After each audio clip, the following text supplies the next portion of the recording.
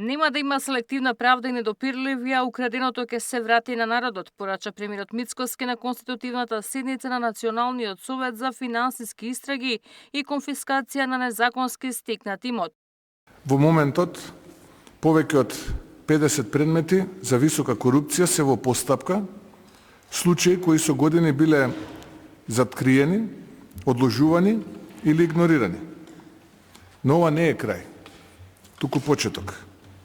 Очекуваме отварање на нови случаи, темелни истраги и резултати што ќе вратат довербата на граѓаните во државата и во институциите.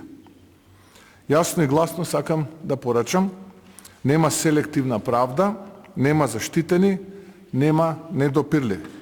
За министрите, ваквиот совет е сериозен удар во системот со кој со години се штителе недопирливите. Во 2025 година преку акцијскиот план обезбедивме над 452 милиони денари директен прилив во буџетот на државата од конфискација.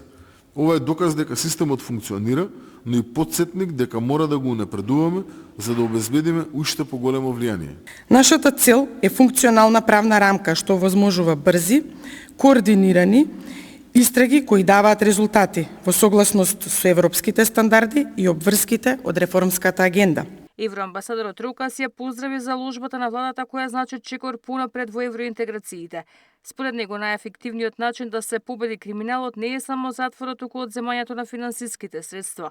Незаконски стекнатите средства и нивната конфискација всушност најмногу обесхрабруваат криминални активности со што ќе се намалат секаква корист што се добива при тоа. По конститутивната седница опозицијата обвинува дека Мицкоски ги земал под контрола сите институции, а вистинската борба ќе докажала ако се уопсел самиот. Ако во 2022 имало само 9 финансиски истраги, следната 2023 17 истраги, 10 во 2024. Лани нивниот број се зголемил значително на 58, со кои се опфатени 400 физички лица и 95 правни лица. Од нив 33 веќе биле завршени и со судска мерка е обезбедено одземање на 33 милиони денари имот. Ивана Соколовиќ, Најдова, Сител телевизија.